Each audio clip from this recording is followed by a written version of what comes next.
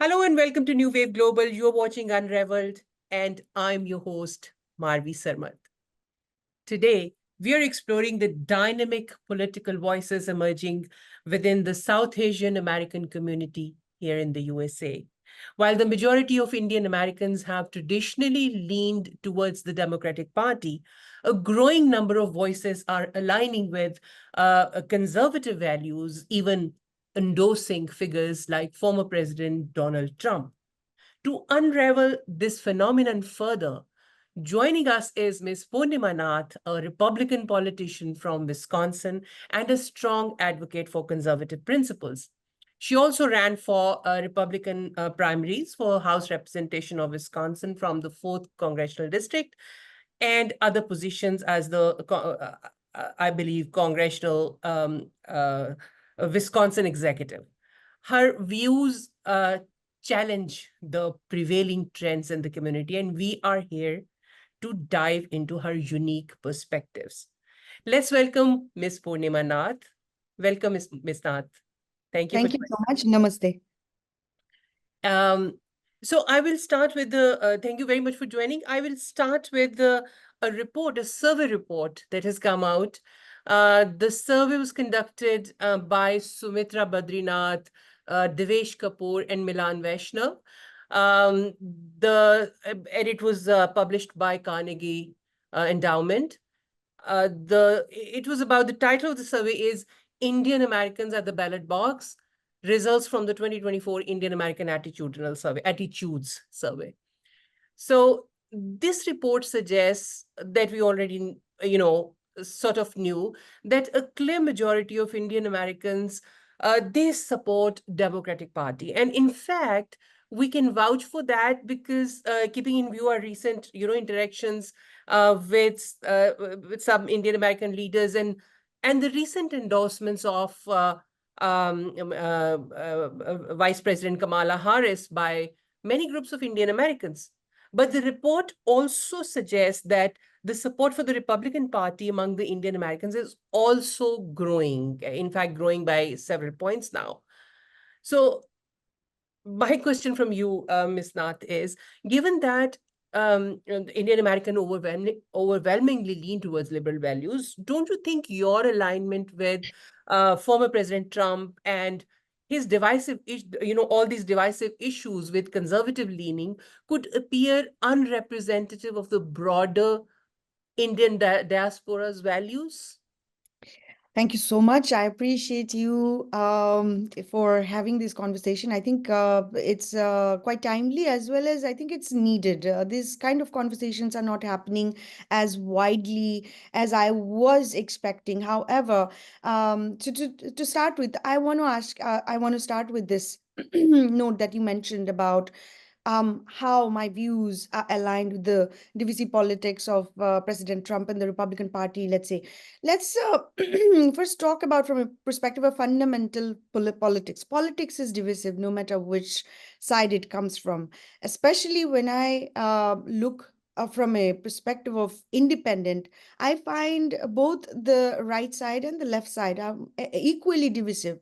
At times, the left-leaning liberal so-called democratic valued, supporting democratic value type of people are more aggressive and more terror oriented. Actually, they will suppress you, silence you, shame you for your views.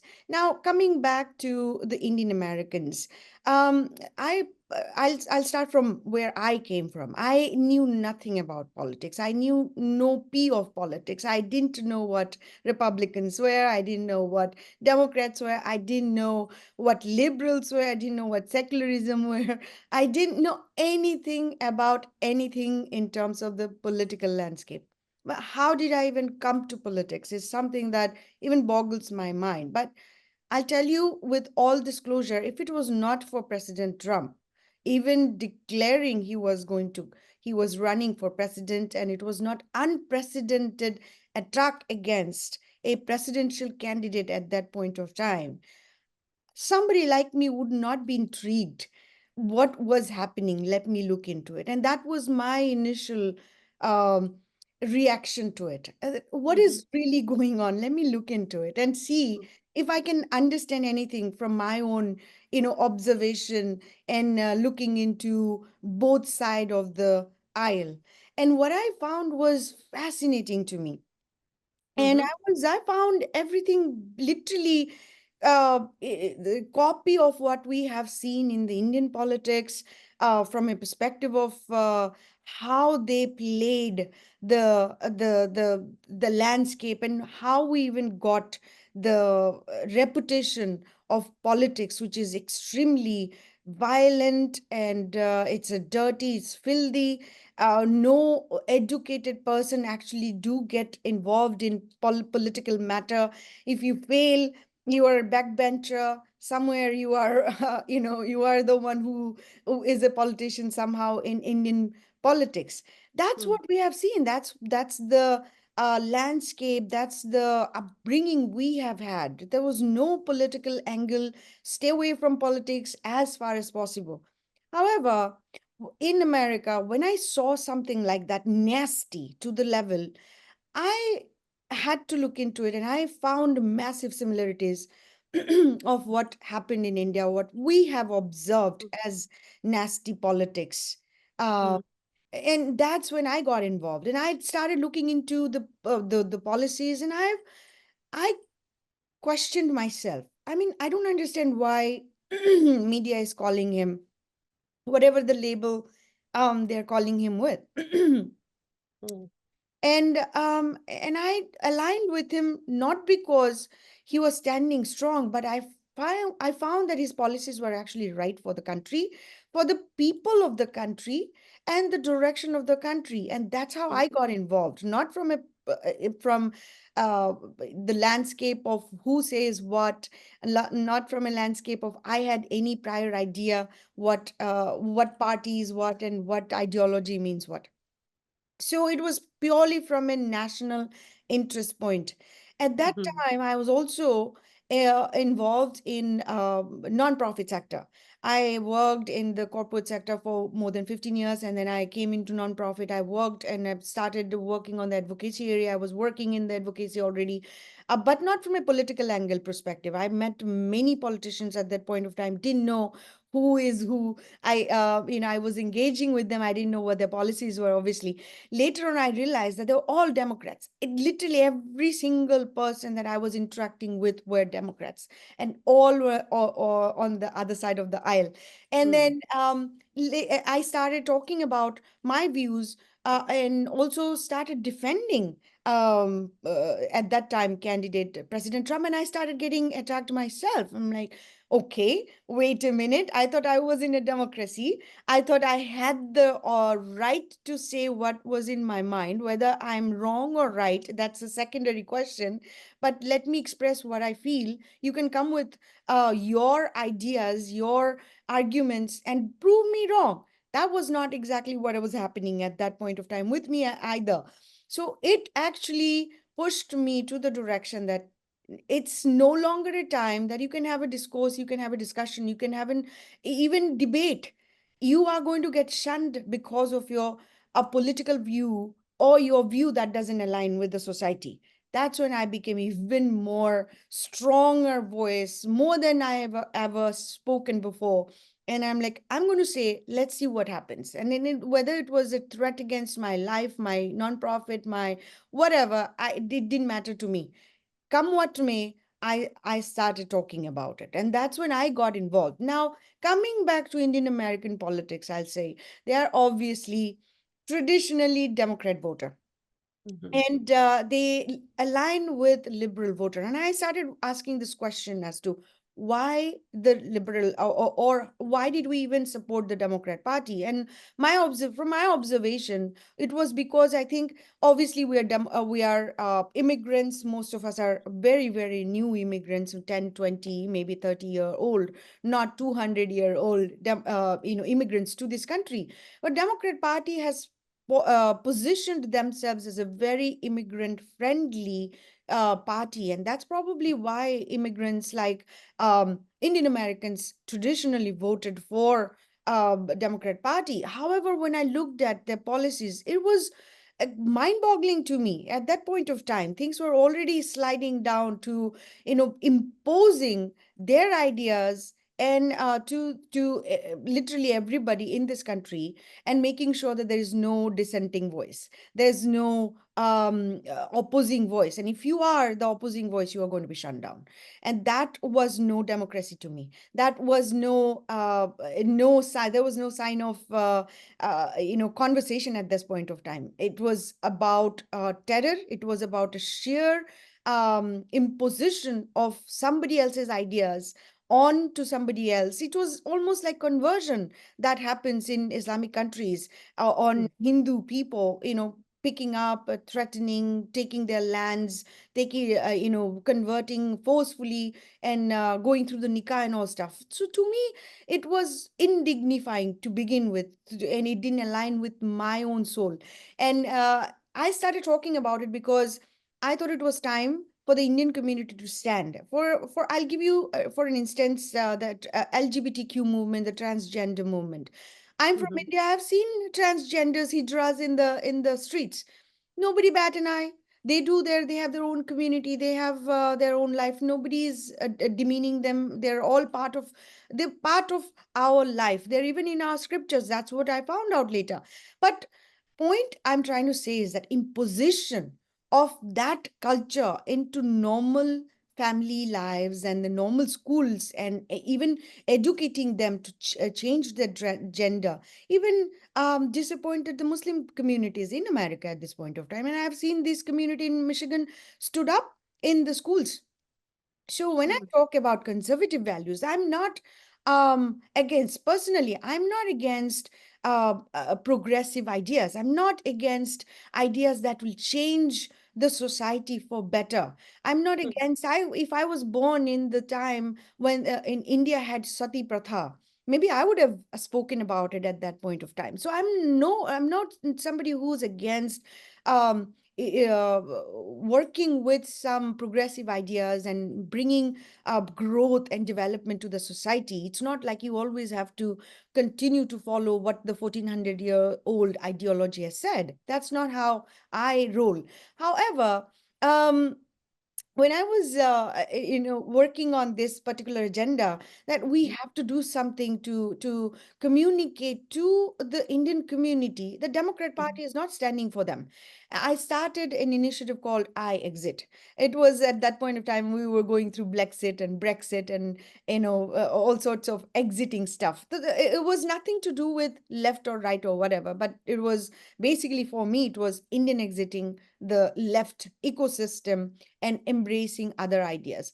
A Republican And Party. the other ideas, sorry, the other ideas are like you just described, the family values versus the presence of homosexuals and transgenders in the normal life. Is that No, what you're not at all. saying? Homosexuals have been there in our society for millions of years. But Mhm. there was already always 0.5% of the society. Nobody So batted. how do they endanger the family However, life? However, imposing that idea that it has to be normalized through the schools and education system is what is quite dangerous. And I don't know if you know whether Michigan Muslim community has stood against the Islamic values or family values, against the schools' Marxist ideology, the CRT that they were trying to push.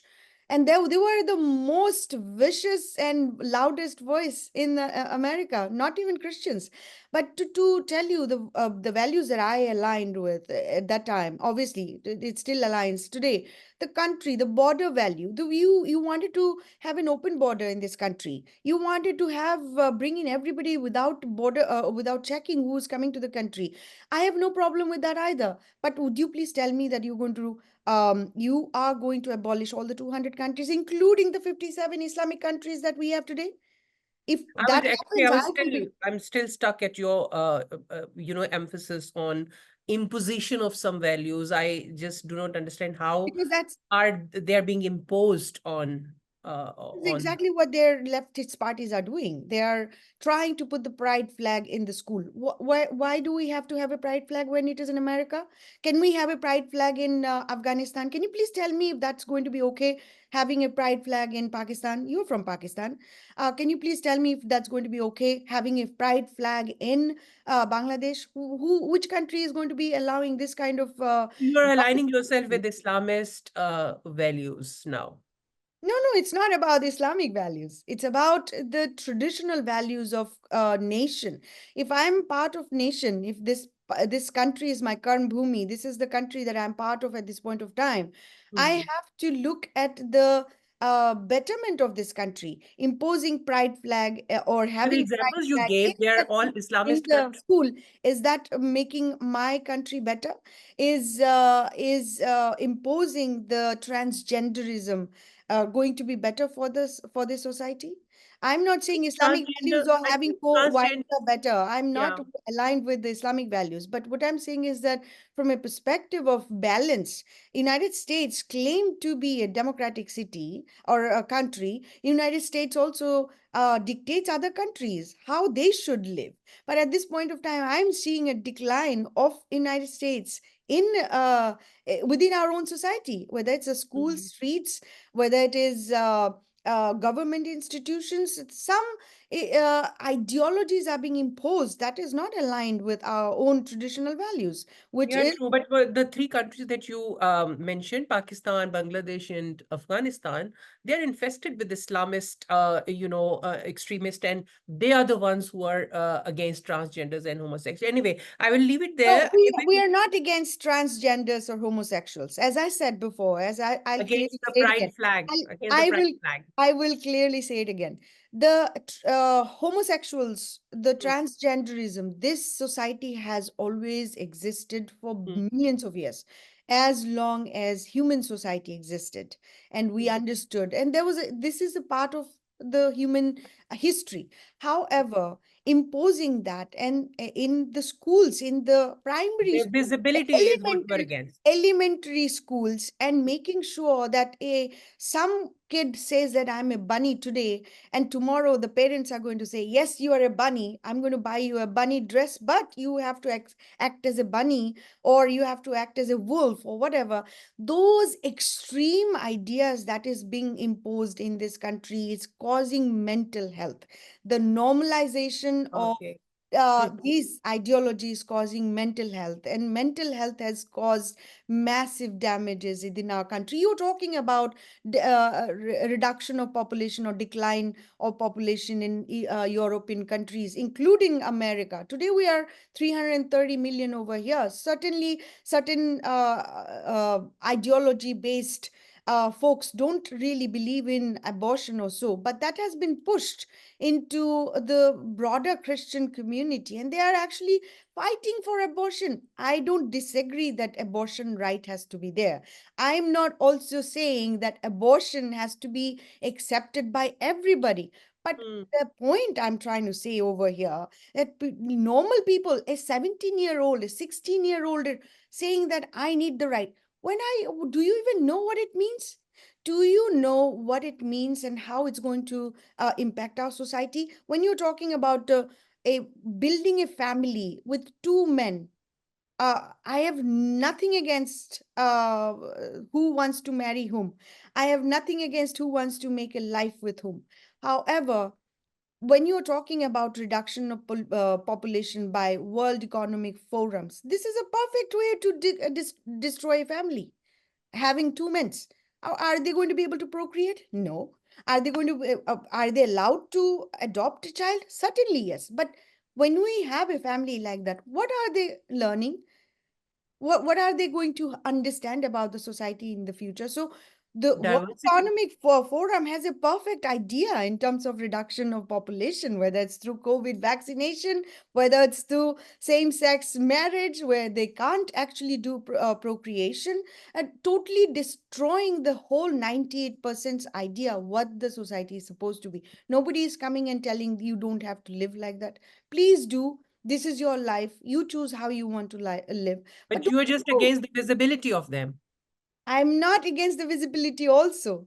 I'm Um, against the imposition of it. I'm the But same no way one I'm is saying against. that you should adopt that. They're just being visible.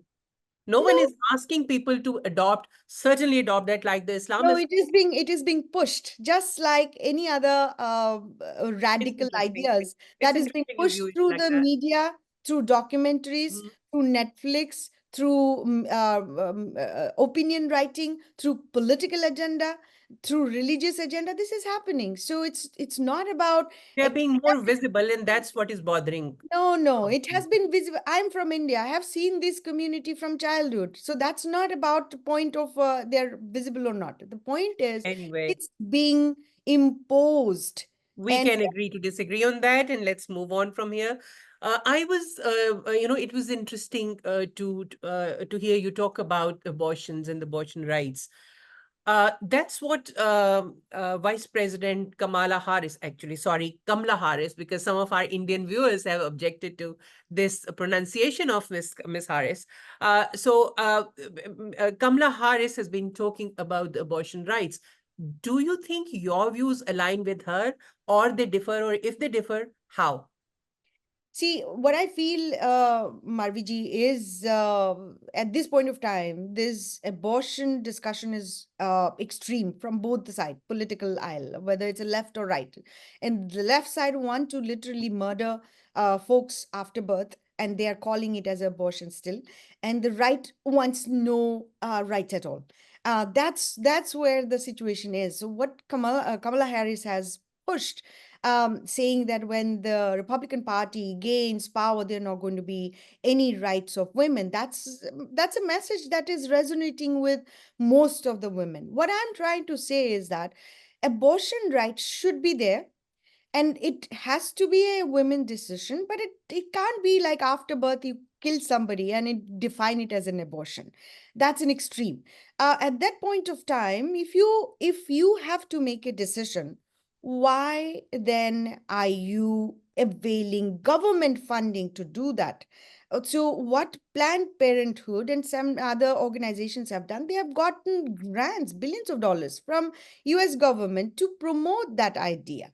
Sure, if somebody don't want, if let's say a mentally ill woman got pregnant by whatever circumstances, and she has to go through full term, the person is not mentally stable to be a mother.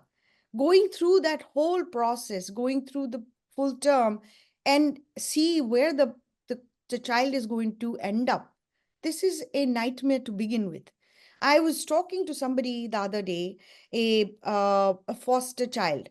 She grew up in foster care in Mm, America, and mm, she was raped in foster care. And she was raped at 14. And she was obviously explaining her journey, life's journey, her trauma. I was heartbroken. I mean, let's say, in that particular case, she had to go through certain process. If she was going through the full term, what would be her situation? I was talking to a pediatrician the other day about the same issue. And could you please tell me what's going on? She was a pediatrician, obviously. She was telling me she had a patient, a 14-year-old, and she was going through full term. I told her, my first reaction was, listen, when 100 years ago, 13, 14-year-old children, women were getting married off to older men. At that time, these guys, these women were actually ready to carry full term. They had a different kind of household systems they were going through, and they're making, 10, 15 babies and all stuff like that. That was happening even 50 years ago. But that's not the period we are in today, in mm, 2024. If we have to go through a full term for 14-year-old, regardless of the circumstance of how that kid was impregnated, whether mm, it's through foster care, through rape, through incest, through XYZ, whatever, that's a nightmare to me. Are we changing as a society? Are we accepting, whatever somebody says, or do we not have any rights? If you don't have any rights, tell us. If you do have any rights, let us express. So it's not about Kamala Harris. Kamala Harris ran on one issue. She had nothing else. She had absolutely zero credibility for even being a presidential candidate at this point of time. I do not align with anything. It's not that I align with her abortion stance either. What the particular point that I'm trying to claim here is that Kamala Harris ran on one issue, is that abortion issue, and she exploited it to the core. I do tell on the Republican side as well that the hard headedness is not going to work at this point of time, because we have changed, the society have changed. So you have to give the right. If you don't give the right, things are going to go in a different direction. I don't want a theocratical religious country. I was not born in Pakistan. I didn't see Sharia. I was not born in Bangladesh. I didn't see, or Afghanistan. So that's not the country I came to. And then to take that right away from women is going to be a grave mistake. Let the women make the decision. However, at the same time, we have to be critical about what Democrat Party is actually pushing. They're pushing for murder, not just abortion. So how does abortion become a murder? When Kamala Harris says it, it's murder. When you say it, it's abortion. No, Kamala, have you not seen what former governor of Virginia, Governor Northam, has said? The the the child would be out of the womb and it can be killed. This video is out there. It's in my Twitter feed also. You can look at it. It was as clean as possible. There was no emotion attached to it. It was. I don't disagree that the women have to have right, but however, to that extent, to that level. So What level are we talking about what I here? what Do you I think the abortion should be allowed, but to a certain point in the certain weeks of pregnancy and not beyond that? that conversation can happen. I don't know from a medical standpoint as to what is right or what is wrong. But however, at the same point of time, in early in the pregnancy, if it's a mother, for whatever reason, for the carrier of the child is not comfortable, they have the right to decide. But obviously, we have to keep in mind in terms of medical situations, or uh, incest, rapes, or whatever, even mental illness. I was just telling you, a mother, Yeah, yeah, let's 14-year-old, totally mentally ill, and then somehow became pregnant. They have to go through the full term. To me, yeah. that's a travesty for the child who's going to be brought to the world. And if That, they Miss Nath, don't, is, yeah, and that is quite a sensible view, and you are sounding quite level-headed here. But then your views do not seem to align with former President Donald Trump as well. He is against abortions. well, I'm sure this is going to change. I know you are seeing the Republican Party and their politicians are in a massive pressure at this point of time. I've seen my own senator who's running from here, Mm. from the Republican Party, who has actually pushed out a ad. Recently, I've seen that he has changed his own views. My view have not changed, regardless which party I would belong to, well, from before either. But the point I'm trying to say over here is that Republican Party and that some of the organization has pushed that there should be no abortion at all. However, if you look at it from a perspective of the numbers, the numbers they were given to me was from 1973, 66 million people were terminated in United States alone. Now we are in 333 million at this point of time. Let's say even 66 million were there. We would have been 400 million in this country. They talk about reduction of the people. If you don't choose to have it, children, it was all your decision. Go for it, no problem, right? However, at the same time, when you are talking about, we don't have the labor. We have to bring in immigrants for labor, but we are actually killing 66 million children in this country alone. To me, doesn't make any sense at all. Somewhere along the line, something fell through. So it's not about abortion to begin with either. My body, my choice. I do ask you the question. I constantly ask that question. When you talk about my body, my choice, did you actually give me my body, my choice? That right to me when it came to vaccine? You threatened people to lose their jobs. You threatened people to be segregated if they were unvaccinated. You threatened people to be labeled and shamed publicly. And even if you go to the village halls today or restaurants today and stuff, they still have that, plastic thing up out there in the counter as if COVID is still out there.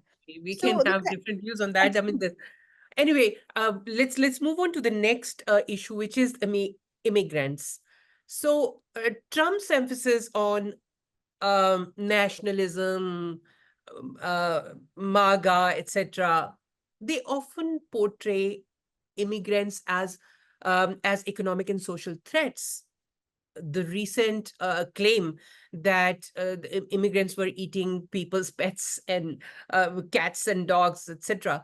Do you believe this approach has harmed the image and contribution of the South Asian diaspora of all the people in the US? And how do you address this perception within your own political alignment? See, I've started an initiative called Hindus and Trump, specifically for the folks who's actually leaving the Democrat Party and Mm. sitting on the fence and being independent to bring to vote for President Trump. And we have been working on these two parallel initiatives, I Exit and Hindus and Trump initiative for 4 years now. Mm. Um, when you talked about immigrants, we are 1%. Hindu Indian American communities are 1% in America. And We Indian Americans are not just Hindus, by the way. They are understood. Sikhs, they are We're talking Muslims, they about are we're, Christians. we're talking about Hindu population in general, Okay. 1% of this country. But we also are respected because we're contributor. So when the Democrat Party has done very well in terms of communicating, the Republican Party is anti-immigrant. I understand that where is it coming from? The diversity is less in the Republican Party. When I am sitting in Republican Party meetings, I'm the only one Indian sitting there or brown person. When I go to Republican events, I'm the only Indian sitting there. I'm not expecting another Indian to come over there or get inspired or come. If they come, great. But I'm not banging my head on the wall saying that you should be there. You have to come because you are pulled to it. You have to come because you align to it. I went there because I was aligned to the Republican Party. I was aligned to the policies of Trump. Now, when you talk about Republican Party says they are diverse, they're not as diverse as the Democrat Party. There is some truth in it, as I just communicated to you. It's not like Republican Party has gone out and outreach to the immigrant communities like Indian community or Hindu community and told them, hey, you are a good immigrant and we're going to be involving you into our political landscape. That didn't happen actually. Democrat Party has done very well in that case in terms of doing some cosmetic tactics, using tactics with peacock cards and recording A.R. Rahman's song for 30 minutes for Kamala's MAGA rally and etc. But at the end of the day, we all agree on one point. This country was built by immigrants. Those immigrants may have come from European descent. However, we are as much as American at this point of time, regardless of our skin color or our ethnicity. Republican Party is shifting to that direction. So they So, haven't completely shifted. However, yeah, but we hope. changes are happening. Now, the changes are happening because you have seen what Donald Trump has done. I have no clue whether it was uh, deliberate attempt or not. He has chosen J.D. Vance, whose wife is Usha Vance, who claimed to be Hindu, by the way, with a tight lips, of course. She doesn't pick up Hindu issues or anything like that, but she claims to be a Hindu. And she also claimed, J.D. Vance also claimed that he embraced Christianity because of Usha Vance. Trump selecting somebody like that, whose counterpart is Indian or Indian origin or Indian descent, is a significant shift. Now, when we talk about nationalism, I'll go back to the same comment I made before. Today, in today's politics, you have United Nations. The United Nations were only possible because there are 200 nations. The nations were built with borders. I see Egypt has border. I see Jordan has a border. I see Pakistan has a border. I see Afghanistan has border. So why should America not have a border? So the point that certain entities are trying to say that we should have open border, we should have no voter ID for voting. The illegal immigrants can vote in American election, and Democrat Party is actually suing states to make sure the non-citizens are not taken off the voter roll. This, what kind of democracy are you actually propagating at this point of time? Yeah, What kind of nation are you actually building at this point of time? So I have no preference whether we have a nation or we don't. But if we do not have a nation, I have I two got your point. I have Thank two you. have two requests. Hmm. One, abolish United Nation.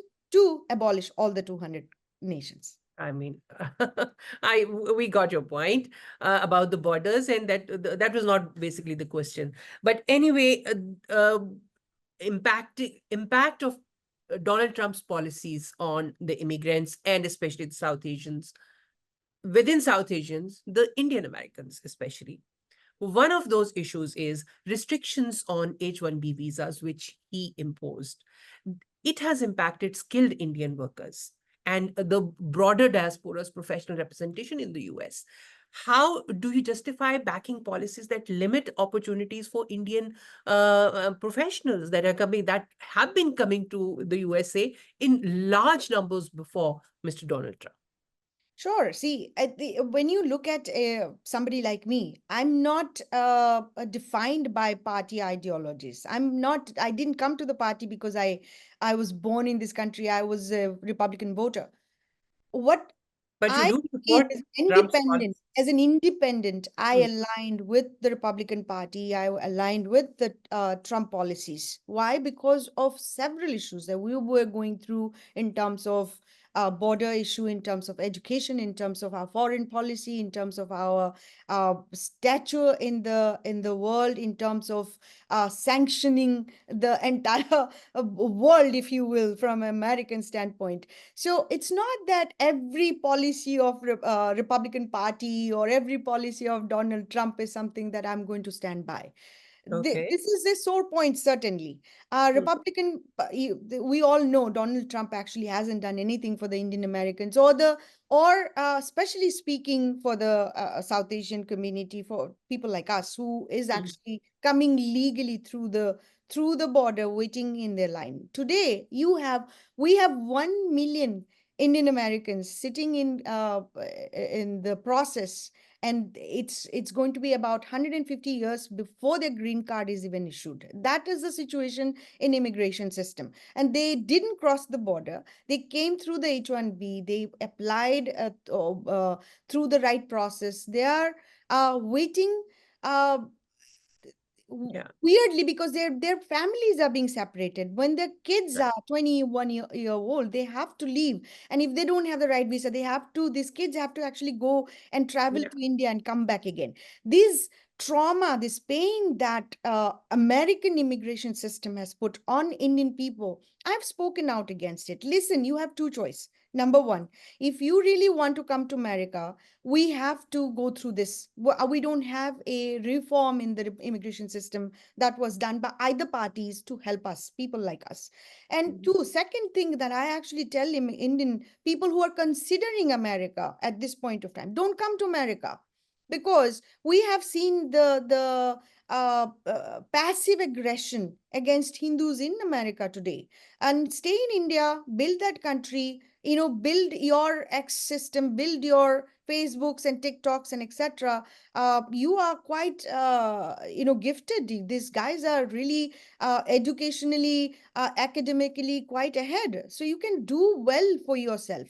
At the same time, I do say that when we talk about immigration here, an open border, giving fast tracked citizenship to the illegals who cross the border and rewarding illegals, well, you have 1 million Hindu Indian Americans sitting in line, waiting for their dignity and giving the card and giving an opportunity that they're equally accepted in this Yeah. country.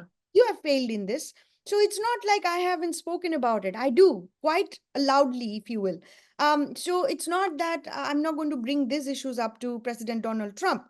you have to be fair. You have to be fair, and this hypocrisy cannot work in either way. If you are actually bringing illegal immigrants, let's say Democrats are bringing illegal immigrants to American through open border. These guys brought in 12 million to 14 million illegal immigrants, and they're promising fast track citizenship for them. They're promising voter rights to them. They're promising all kinds of stuff, that we have never gotten. Now, if I talk about, you asked me about nationalism, you asked me about border, you said it was not a border question, but nationalism is tied to border.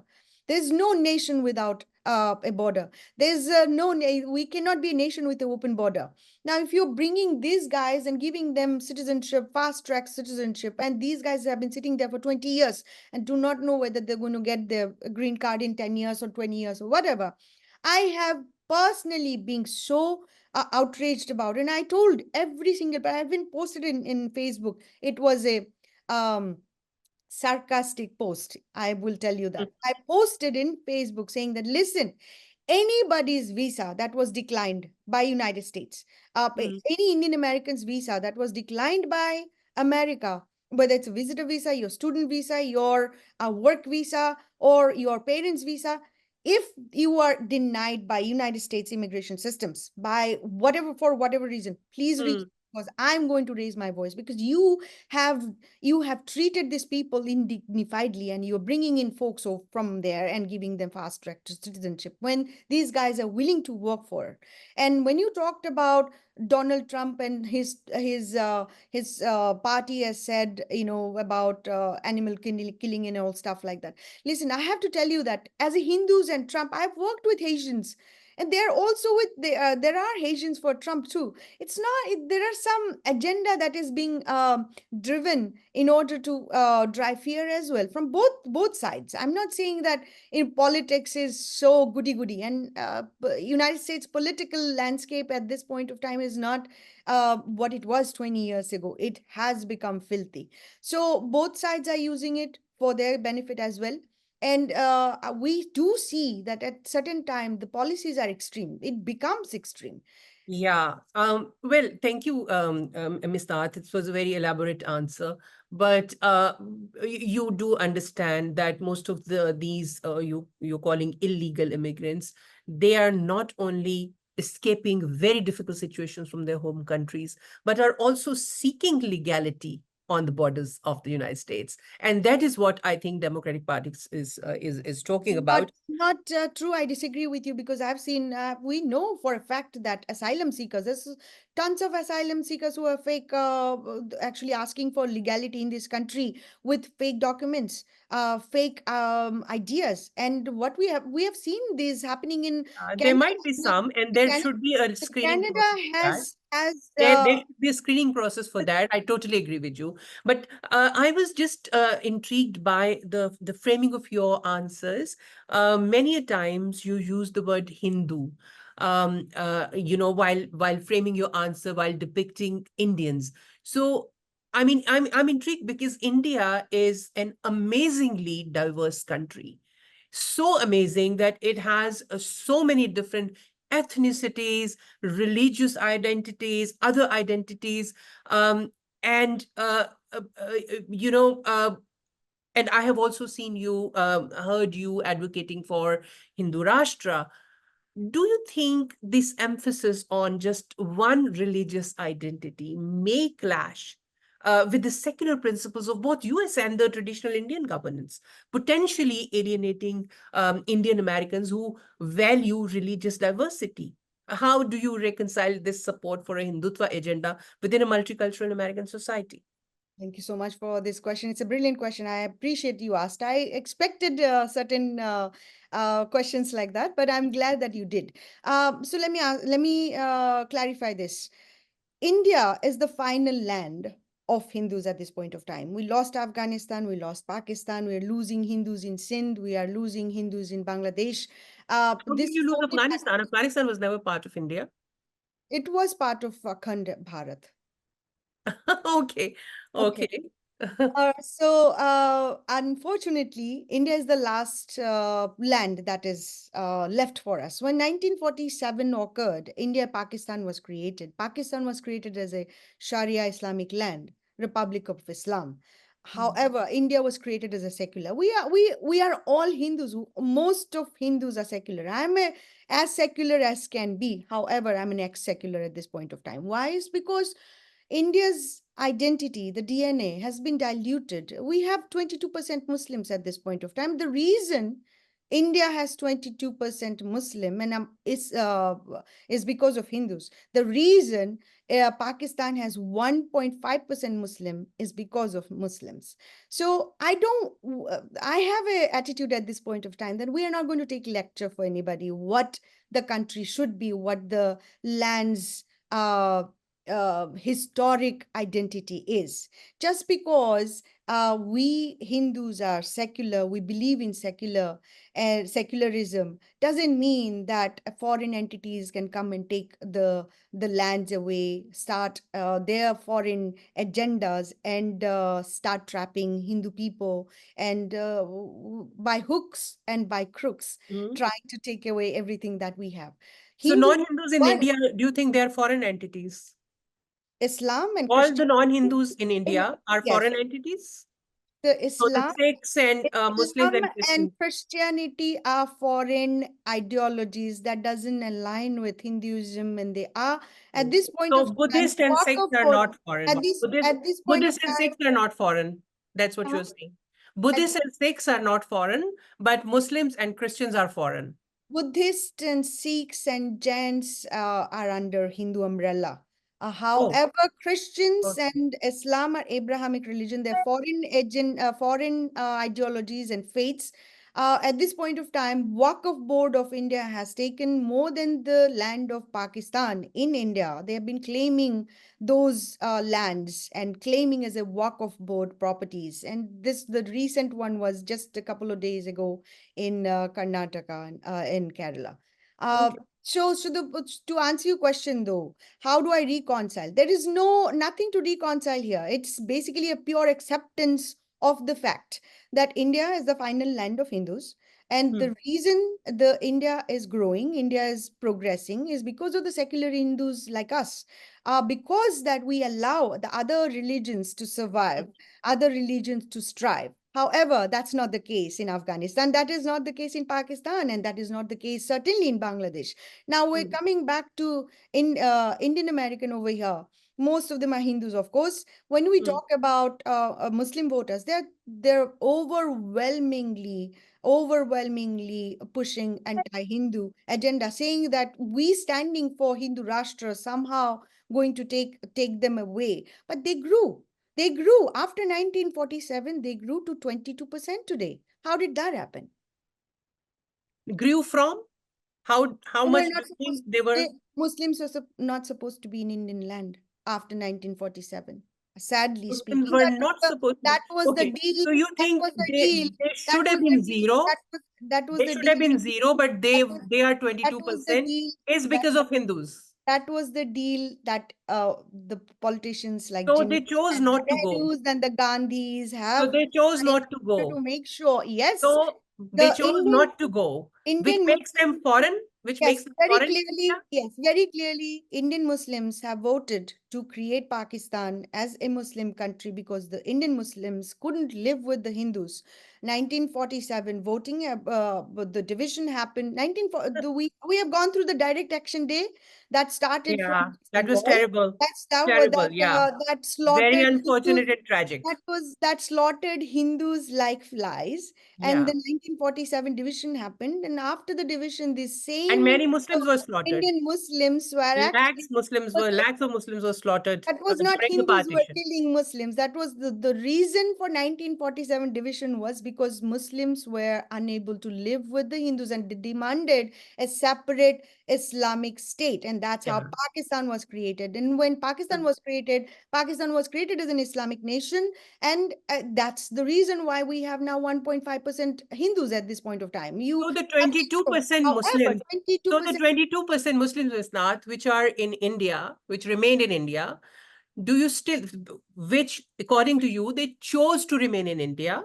They did They not go to grew. They Pakistan. grew. So some Muslims of India, they moved to Pakistan. Majority of them stayed there and they retained their land in India. They also grew in terms of percentage. They also But you still consider them foreign because they are Muslims, right? they have accepted a foreign religion. And what is Muslim? Could you please tell me what is Muslim? I don't know. Whoever If calls them Muslim, I consider them no, Muslim. no, that's not how it is. My understanding is if you believe in one God, which is your definition is Allah, you believe in Quran, and you believe that everybody else who's actually other than that believes others, people like us who's Hindu are which they don't have the right to live. So that's exactly what they have done, and they have accepted Islam by hooks and by crooks. Somehow Mm, then started attacking the Hindu people, their own ancestors. Their own ancestors became their enemy. yeah. Unfortunately, But you think that Sikhs and Buddhists are part of Hinduism, yes, but Muslims and Christians are foreign. Even if they yes. chose to live in India, they're still foreign. So let me explain to you what you said, what you just said. Sikhs, Buddhists, and Jains Jain. are part of Hindu umbrella. Yes, 100%. But they don't Islam, consider themselves Hindus. Islam. They don't consider themselves Hindus. They So are they proud are Sikhs, they are proud Jains, and they are no proud. problem. There are thousands of sects in the Hindu umbrella, So and Sikhs are a sect of Hinduism, you think? they are. They are. Oh, So okay. now All let right. I me don't ask. think Hindus will be very pleased to It's a hear this. But anyway, I take Who's your not pleased point. is none of my business. I accept the truth. Now, Sikhism is a panth Mm. of Hinduism. It came from, the root is from Hinduism. The gurus never discriminated or declined Hindu gurus. So maybe you can have your own definition or own narrative set up I with don't it. have any But definitions. Sikhs I'm have not their own going to, I'm not definitions. going to twist the Sikhs facts. have It's a their own very, definitions. But but I anyway, have to tell you this. You I mentioned, would I have to tell you that you mentioned about Sikhs and Buddhists and Jains under Hindu umbrella, which is my statement. However, you mentioned that I said Islam and Christianity foreign. Yes, they Christianity. are foreign. They are not from Indic faith ideology. The idea, both of them follow the same thought process. First of all, Muslims and the Islamic ideology thinks that anybody who's not Muslim doesn't have the right to live. So you guys fight within each That's other. not what I think. That's well, that's Oh, exactly that's what. what you think, I think. Yeah. No, it's Anyway, not but about what you think or I think. that's a I have long Quran. debate. I've read We can Quran. have this I've debate read another Quran time. myself, This and was about the American elections I and have read your Quran support for myself. It's Donald not Trump. about what I think. It's about what is written Very in the book, grateful. and you I'm very believe in the grateful book. for you. So To you for participating in our program. It was about American politics, and the issues you're talking about are very important indeed. And I hope that we talk about them in another program, in a longer debate than this one. I thank you very much once again, Ms. Purnima Nath. It has been a pleasure talking to you. thank you so Have much, a man. good one. Thank you. You as well.